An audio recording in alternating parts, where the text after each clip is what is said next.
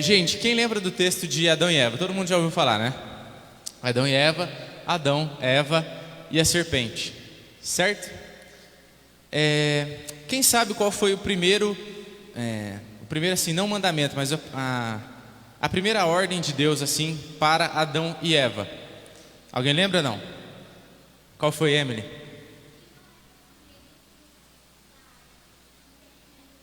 Exatamente. Não era para comer da árvore do fruto do conhecimento do bem e do mal, certo? Aqui em Gênesis de 1 a 3 ele fala exatamente sobre isso. Ele passa essa passagem para a gente, tá? A serpente era o mais astuto de todos os animais do campo que Deus havia feito. E aconteceu que ela questionou com a mulher. Então foi esse mesmo que Deus falou: vós não podeis comer nenhum dos frutos da árvore do jardim? Passa para mim. Ao que declarou a mulher à serpente: nós podemos comer dos frutos da árvore do jardim, mas do fruto da árvore que está no centro do jardim, Deus disse: dele não comereis, nele não tocareis, para que não morrais. Certo? Até aqui. Então, Deus fez Adão e Eva, deu todos os animais, deu tudo para eles, deu o conhecimento que eles precisavam ter naquele momento, e eles não tinham conhecimento do quê? Do principal, que era o quê? O pecado. Então imagina que gostoso, eles montavam num tigre, brincavam com jacaré, nadava junto com um tubarão, era um negócio de louco, né? Se a gente for parar para pensar hoje na nossa realidade. Mas Deus deu apenas uma ordem para eles. Então a única coisa que eles tinham que fazer era o quê? Obedecer. Não é, Val? A obediência, eu acho que é uma coisa muito singular na vida de quem é cristão e quem é da igreja. Eu, por exemplo, eu nasci num berço evangélico, né? Meus pais, minha mãe e meu pai sempre foram evangélicos. Então eu sempre tive uma coisa muito de ordem na minha vida, né? Sempre meu pai e minha mãe impunham muito limite sobre o que eu podia fazer ou não. Linkando com essa história de Adão e Eva, mesmo que o fruto tenha sido um fruto muito gostoso, muito saboroso, fosse tipo um morango bem docinho, um morango meio ácido, vocês acham que a consequência daquilo valeu a pena? Quem acha que valeu a pena? Levanta a mão. Alguém acha que valeu?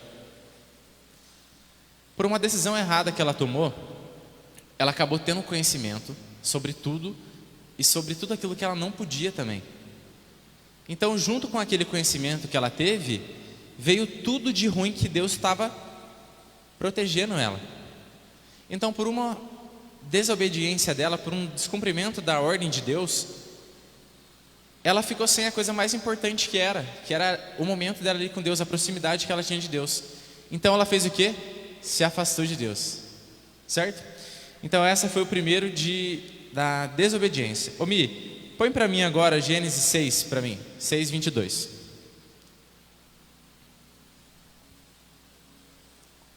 Noé assim fez, tudo conforme como Deus lhe ordenara e concluiu a obra. Quem lembra da história de Noé?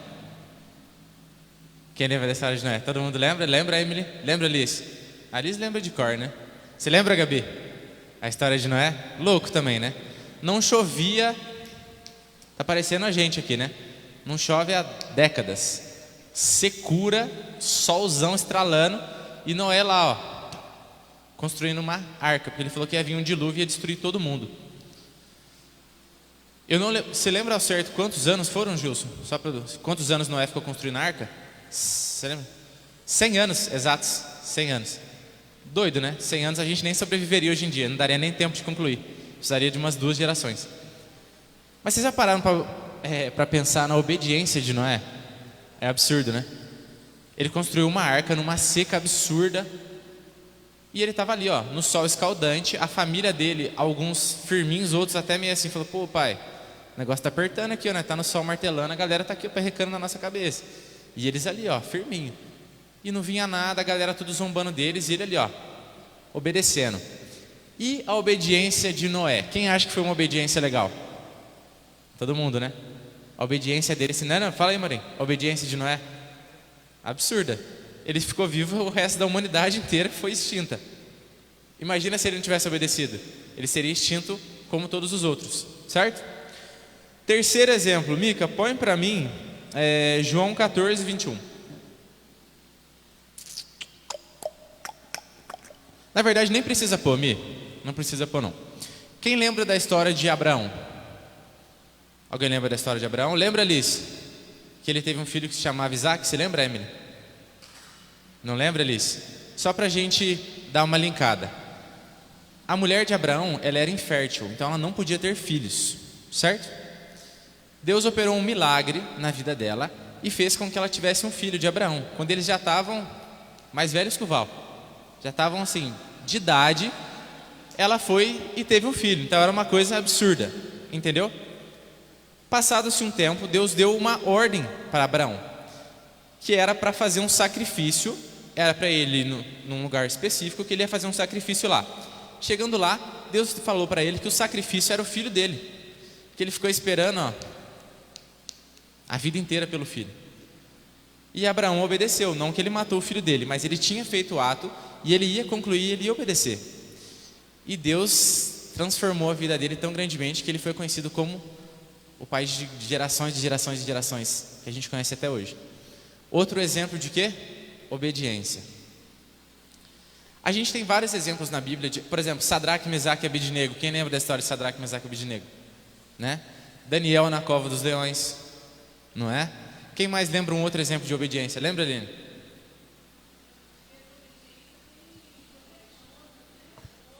Muito bom, Jonas. Quem lembra da história de Jonas? Deus disse para Jonas: vá até Nínive. Jonas falou: não vou. Aí ele pegou um barco e foi para o mar, certo? Chegou lá, simplesmente uma baleia engoliu ele. Simplesmente isso. Uma baleia assim, um peixe gigante. Na Bíblia não fala que era uma baleia, mas a gente acredita que seja.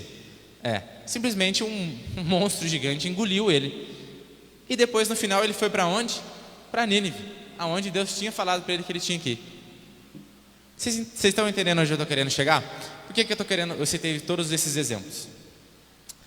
Principalmente nós que estamos aqui hoje, a maioria é de um berço evangélico, certo? A gente já cresceu na igreja, a gente cresceu ouvindo nossos pais o que é certo e o que é errado, e cresceu recebendo o quê? Ordens e também nãos, não é? Eu lembro certinho quando eu tinha 15 anos, é época de festa de 15 anos, né? Vocês estão nessa época, né? A Giovana já passou, está um pouco mais velha, né? As meninas vão entrar nessa parte ainda, Gabizinha, Maitê. Festa de 15 anos é um negócio meio assim, meio sombrio, sabe? Não que é sombrio, mas é uma parte da sua vida que é assim. Por exemplo, uma festa de 15 anos igual foi da Amanda, assim, de boa, numa chácara e tal, beleza, tranquilo. Tem outras que já é num clube, então é uma coisa meio, a galera quer ser adulta, entendeu?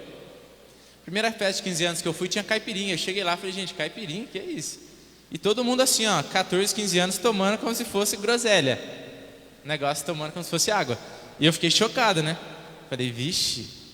E eu já logo com o copinho na mão assim, fingindo que tava bebendo assim, 2 horas e eu com o mesmo copo assim, A turma achando que eu tava, né? Mas teve uma vez, aí foi um pouquinho chato pra mim. Acho que não era de 15 anos, era uma festa de 17, já alguma coisa assim. Era um aniversário que era lá em Crisólia e a gente ia ter que pegar uma van para ir. E eu pedi para minha mãe, pedi para o meu pai e eles não deixaram eu ir. Nossa, mas eu fiquei, cara do céu, eu fiquei tão bravo aquele dia que eu falei: gente, todo mundo vai, cara. Se eu não for agora, o negócio vai ferver, né? Vou chegar segunda-feira, todo mundo comentando do negócio, tal, e eu lá, então. Gente, aconteceu tanta coisa nesse aniversário, que eu fiquei sabendo depois, e eu fiquei, se eu falar que eu não gostei de não ter ido, é mentira, porque na segunda-feira era o assunto e eu não tinha participado. Mas depois eu comecei a refletir, foi uma proteção tão grande eu não ter participado e não ter vivido tanta coisa na minha vida, que eu vi que foi um cuidado de Deus na minha vida. E talvez se aquela desobediência tivesse crescido, porque a minha mãe falou para mim, se você quiser ir, você pode ir. Eu acho que você não deve ir, entendeu? Minha mãe falou para mim, só que isso de mãe também é complicado, né? A mãe fala assim: se quiser ir, você vai. A minha mãe era engraçada, meu pai já não era tanto assim, mas minha mãe falava assim para mim: você quer ir, você vai, mas você não está sob minha proteção. E a minha mãe falava assim para mim: quando você não está sob a minha proteção, você está se afastando de Deus. Ela falava desse jeito para mim: você está indo sem proteção, mas pode ir, vai na fé. Eu já ficava, poxa, pisava para fora, já achava que ia cair um meteoro em mim, né? Misericórdia, né? Passava um carro já, não é? Mas a obediência e essa essa precisão que a gente tem de obedecer a Deus é tão grande que a gente vê com tanto de coisa que a gente está sendo protegido, tanto de coisa que a gente está abrindo mão, mas porque é uma coisa muito maior, gente. Às vezes, obedecer não é fácil, não. Obedecer é uma das coisas mais difíceis que a gente tem na vida. Mas é uma coisa que faz com que a gente amadureça tão assim, o nosso ser, que quando chega situações na nossa vida, a gente aprende a obedecer e a gente aprende a exercer também o nosso livre-arbítrio. Porque chega uma hora na nossa vida que a gente não tem os nossos pais. Chega certos momentos, certas decisões que a gente não tem os nossos pais para falar: não faça isso, isso vai te prejudicar. Você tem que tomar essa decisão. Então, ouvir as pessoas mais velhas, ouvir nossos pais, ouvir amigos até, que têm conhecimento a mais que a gente, amigos que estão querendo o nosso bem, normalmente não é uma coisa mais fácil do mundo, mas normalmente é o que vai levar a gente para um caminho melhor. Às vezes o mais chato, o mais massivo, o mais assim, enjoativo, talvez seja a coisa melhor para a gente, porque a gente evita tanta coisa na nossa vida, tanta experiência ruim que a gente pode evitar de ter. Então que a gente possa entender que obedecer é um dos principais princípios que Deus deixou para a gente. O primeiro mandamento que Ele deixou foi o quê? Uma ordem: não coma do fruto. Isso é o quê? Uma ordem. Deus está passando uma mensagem, está passando um serviço de fizeram para obedecer. Eva foi lá, desacarretou tudo isso que a gente está vivendo hoje, né? Talvez se não fosse por Eva, a gente não sabe como que é essa questão da, né? Como que é povoar todo mundo, né? Que a gente não sabe se o Jardim do Éden é fechado, né? Tem várias teorias sobre isso. Mas talvez a gente estivesse vivendo tudo lá de boa, curtindo com leão, tal. Imagina que loucura, não é? Eu curto leão, tigre, eu acho da hora. Imagina, abraçado com tigre, com leão, doido demais, velho, né? Nadar com jacaré, com tubarão, absurdo. A gente podia estar vivendo isso, e a gente nunca ia ter o quê? O conhecimento do pecado. A gente nunca ia experimentar o pecado e a gente nunca ia corromper o nosso coração. Olha a história de Jesus, por exemplo. Que loucura de obediência, né? Eu acho que é um ato de maior sofrimento que a gente tem na Bíblia, né?